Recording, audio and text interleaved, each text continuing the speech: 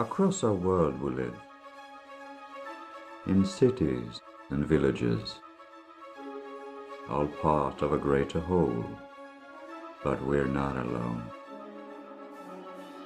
They come in herds, hives and swarms, packs, prides and pairs, living in nature, members of society.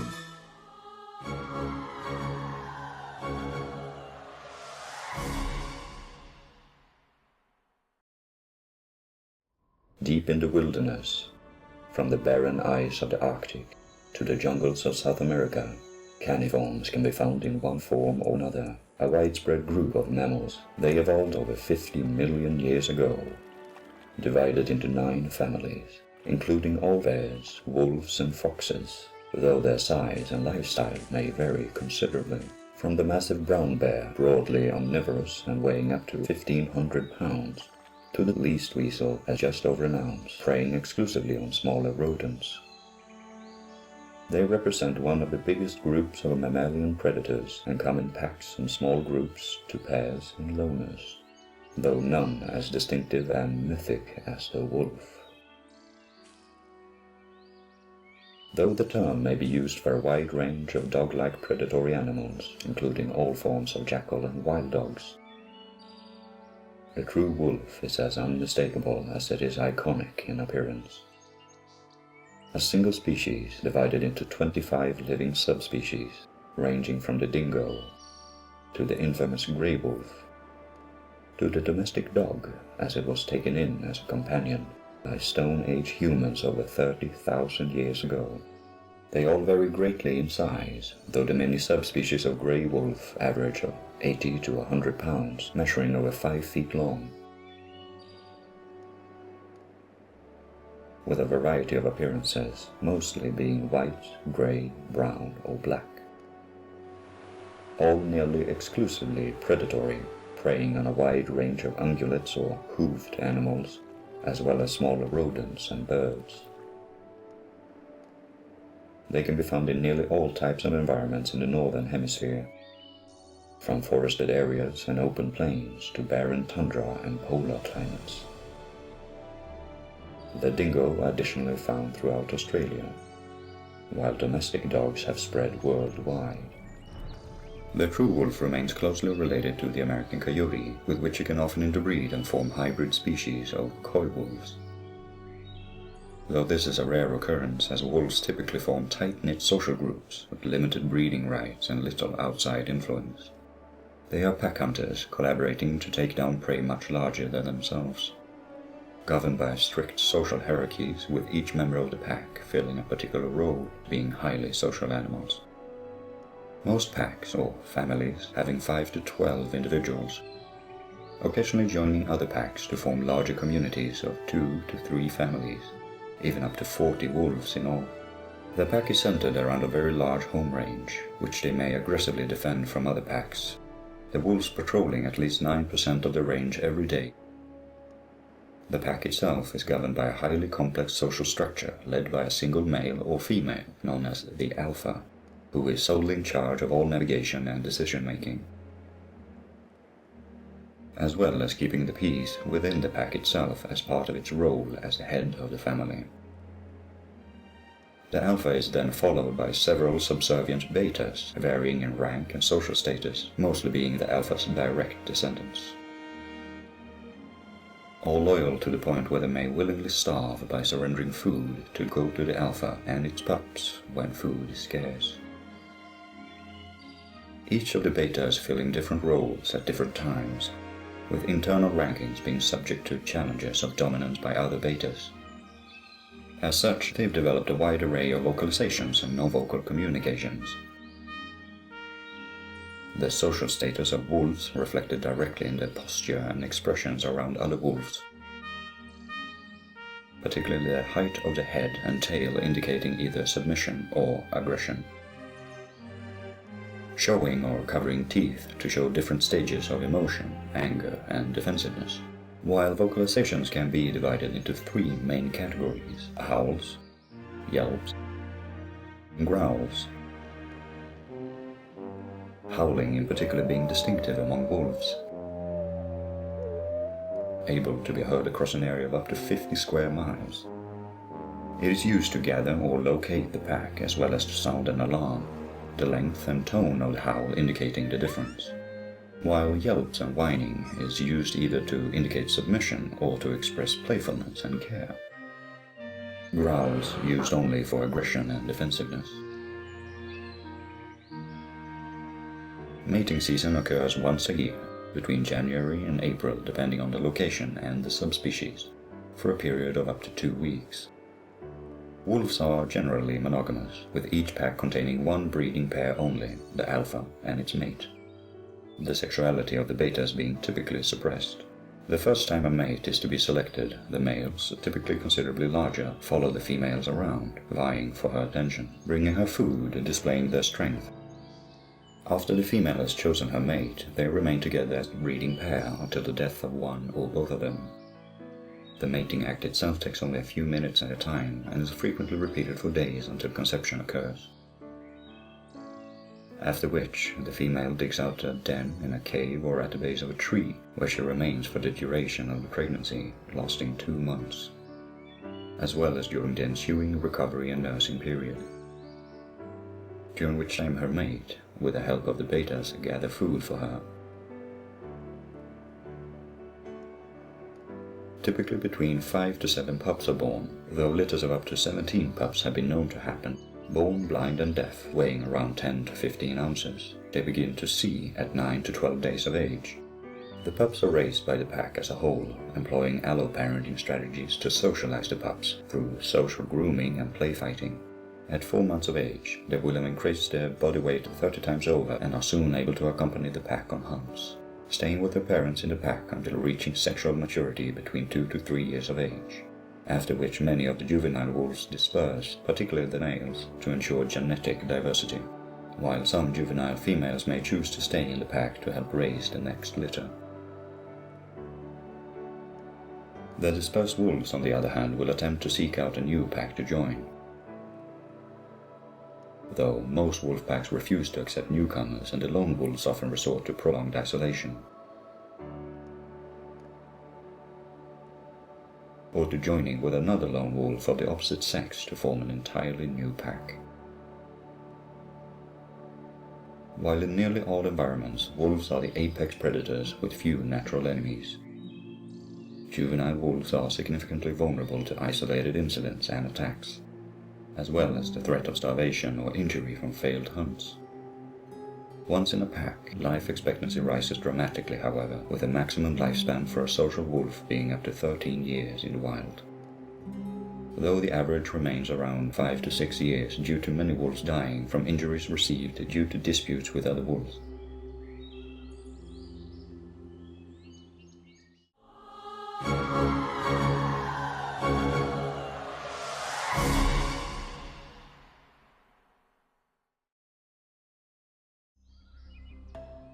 A long since iconic image of a cunning hunter of woodlands and forests is that of the fox. A diverse group of canids, or dog-like predatory animals, they are closest in relations to jackals and wolves, divided into 5 main groups: the gray foxes, the South American foxes, the bat-eared foxes, the crab-eating foxes, and the true foxes.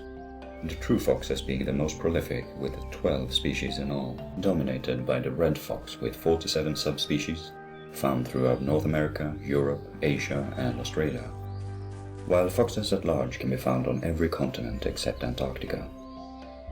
In any environment from mountainous ranges to flat grasslands, woodlands, jungles, and even barren tundra, they are distinct from dogs and other canines by their small size, notable whiskers, and distinctive coloration, either white, brown, gray, or red, depending on both the species, the individual's age, and the season. As many foxes in temperate or colder climates molt seasonally, with a typically thicker and brighter winter coat. They range in size from the largest, the red fox, weighing up to 30 pounds, to the smallest, the fennec fox, at a mere 1.5 pounds, making foxes among the smallest canids in existence.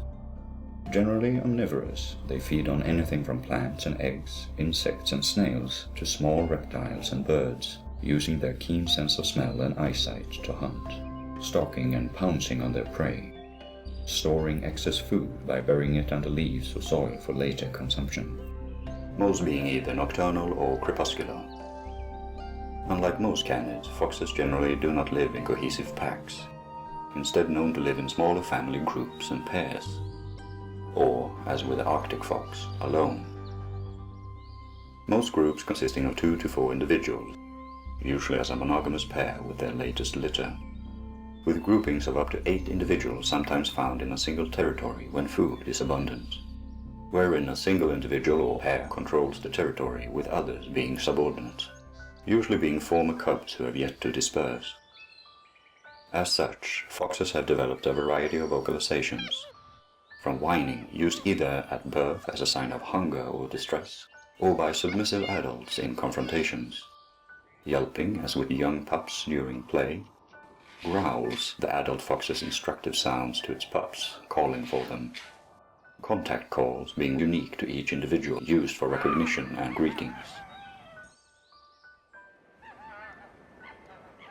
barks calling attention to intruders and threats, explosive calls being a high-pitched howl used to threaten and intimidate other foxes and animals, and a combative call, the sharp combination of bark and howl used while in direct conflict with another fox, with a few additional being able to howl when separated from their mate. Many foxes have fixed territories, employing territorial markings to keep outsiders at bay, digging out one or multiple hollow dens within, ranging from simple dugout holes and caves to complex underground tunnel systems depending on the species and climate. The fox takes rest during the day inside its den or under the cover of bushes and foliage, emerging in the afternoon to hunt or seek out a mate, alternating dens depending on the nearby abundance of food, seasonal changes, or outbreaks of parasites. Mating season typically occurs once or twice a year, usually in the spring for the northern species, fall for southern species, when the female foxes or vixens are in the oestrus period, lasting between 1 day to 3 weeks. First-time females crying out for mates with a distinct mating call. The male then seeking her out and following her around until she is willing to mate, or until she rejects his advances. Several males occasionally ending up in combat over a single female, growling and biting. Though serious injuries are rare, most rivalries amounting to little more than displays of aggression. The breeding pair then mates repeatedly over several hours, forming a pair bond, most foxes being either permanently or serially monogamous, joining their territories together as one. The gestational period lasts between 5 weeks and 2 months for most foxes, after which a litter of 2 to 6 pups or kits are born, up to 13 for some species, most being born blind and nearly deaf and with a darker coat than their final color with a fluffy brown or black fur. Though both parents take part in rearing the pups, the female is typically the dominant parent, as the pups are predominantly breastfed for the first 2 to 8 weeks, while the male forages for food to bring back to his mate, occasionally employing alloparenting with older pups from previous litters aiding in rearing and nursing the pups. The pups quickly gaining weight, they begin to venture out of the den after a month or 2.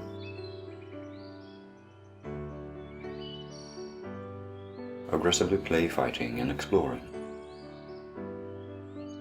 Though they only begin to hunt alongside their parents at 3 to 4 months of age, becoming increasingly independent over the next few months, growing to nearly adult size, before reaching sexual maturity at around 8 to 12 months of age, after which they usually disperse to find a mate and form a family territory of their own, with most males and some females already breeding within the first year, though some pups may occasionally choose to stay in their home range with the parents if food is abundant, at the expense of their own reproduction, which is instead delayed. Mortality rates for juvenile foxes is very high due to their size and vulnerability, up to 75% during the first year, with even adult foxes being targets for predation by larger animals such as owls, hawks, and eagles, as well as large felines such as leopards, lions, and tigers, as well as being particularly vulnerable to disease due to rabies and others, with various skin and fur parasites being commonplace. The average lifespan for foxes being typically only 1 to 5 years, though some cases have been reported of foxes living up to 15 years.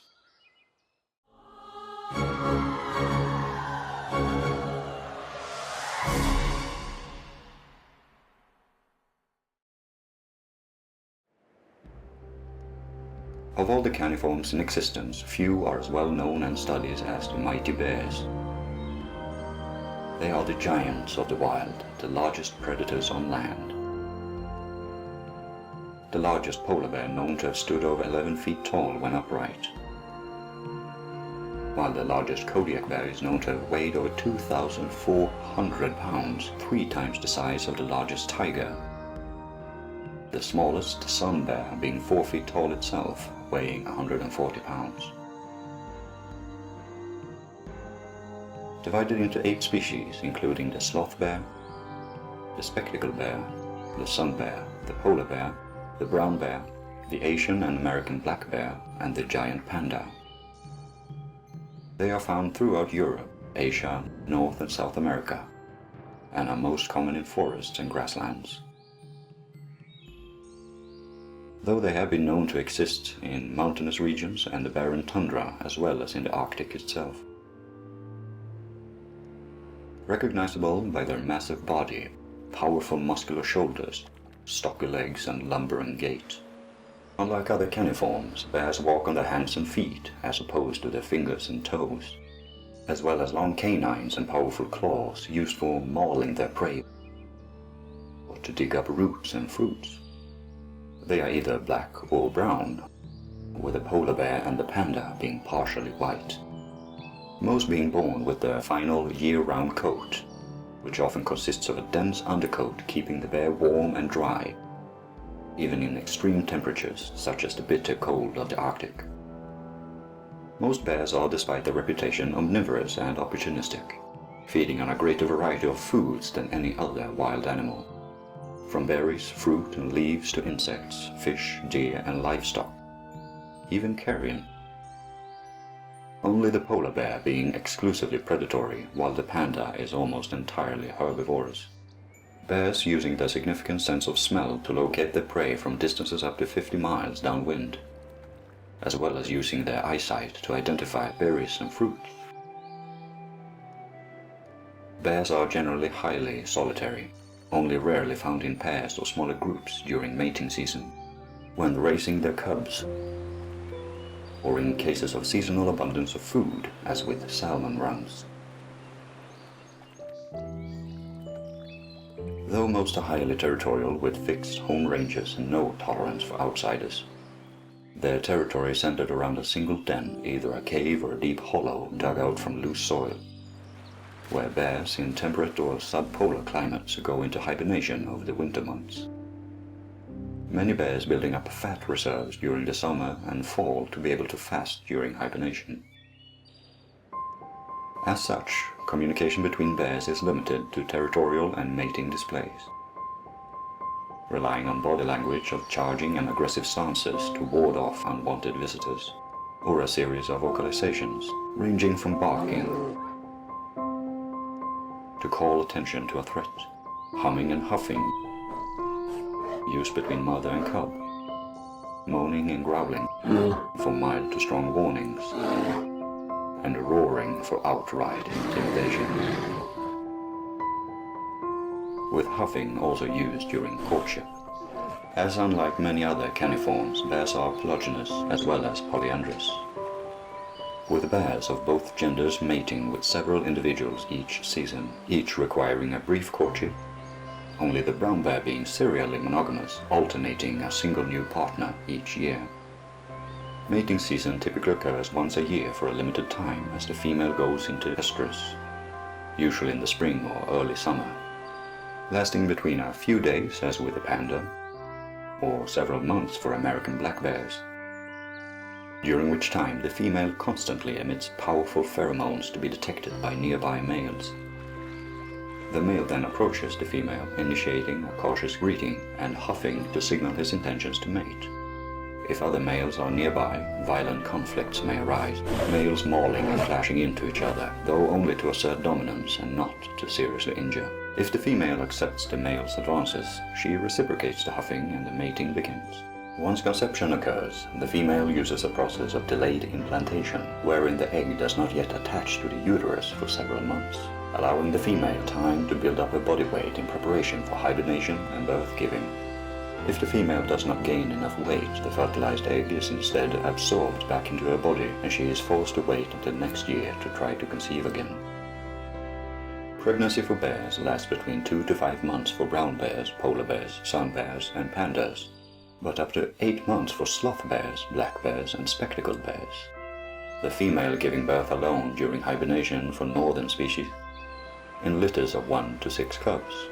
Most first-time mothers giving birth to a single cub, while older females can give birth to greater numbers.